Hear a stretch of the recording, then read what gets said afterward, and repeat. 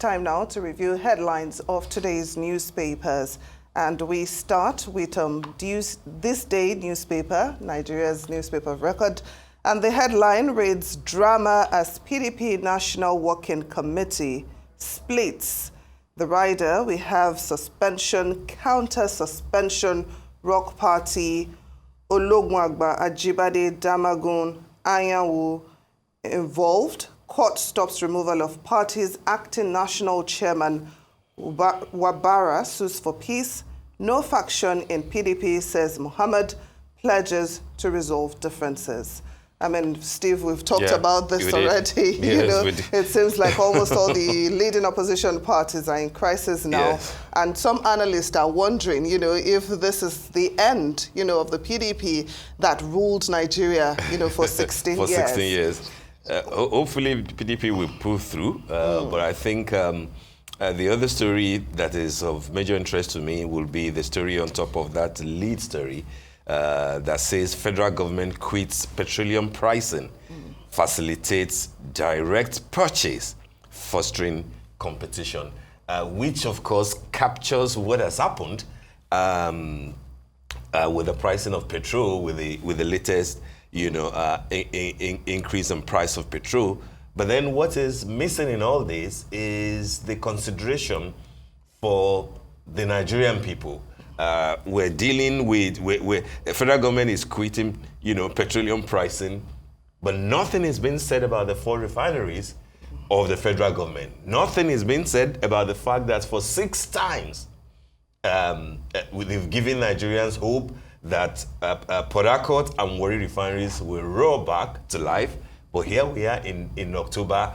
Every other thing is now based on Dangote. It's a bit funny to me, and I think that the narrative seems to be that this is where we are. You just have to find a way to survive and deal with the situation on the ground. It's a bit of it's a pity, isn't it? Yes, but it is. Nigerians, we just have to learn how to cope, given the Like fact that we a few always other do. papers are saying, quoting the NLC that you made reference to earlier, that listen, we were deceived into signing 70,000, and now 70,000 can't take anybody home. All right, so we go to Punch, isn't it? Temitope, go on.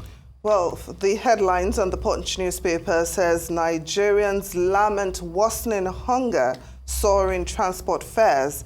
And the rider says transport fares rise by 100%. Food prices soar. I mean, this is really disturbing. It's worrisome.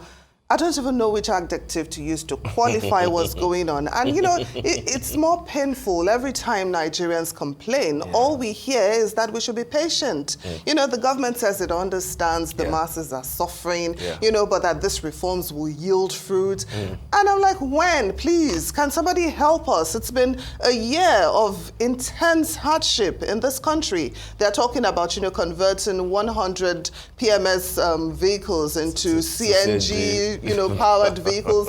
And then I'm wondering, shouldn't you have done this before removing subsidy? Coming from a government that we know finds it very difficult to fulfill promises. This is, this is very cold comfort. It's like making a mockery of the whole situation. Sadly so.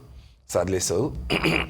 Well, I mean, again, Punch also has that same story there. Dangote direct purchase.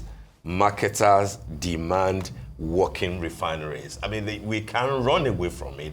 Dangote cannot be the end of the issue, because it is obvious to everybody now that Dangote, will sell at, and it's a private refinery. So what happens to our own refineries that, billions of dollars have been expended on? Nobody is talking about it. Isn't that sad? But, Any other story of interest on the cover of Punch? I see that 16 states carpet EFCC. That's on the stripe below on the cover of Punch. 16 states carpet EFCC amid lingering 776 billion naira fraud cases. I think that's coming from the case that was originally instituted by the Kogi, the former state Kogi governor, now where it will be said to be Kogi State government, and then 15 others saying that what powers do you really have to be dabbling into the finances of states, you know, when you hardly ever go after, you know, finances of the federal government as per the federal government. But, you know, we'll see what happens to that. All right, then, that brings us to the end of the morning show today. Thank you for watching and do stay safe. I'm Steve Ayorinde. And I'm Temi Chokwe Fagbemi. From my entire team here in Lagos, Nigeria, enjoy the rest of your morning and, of course, the rest of your day.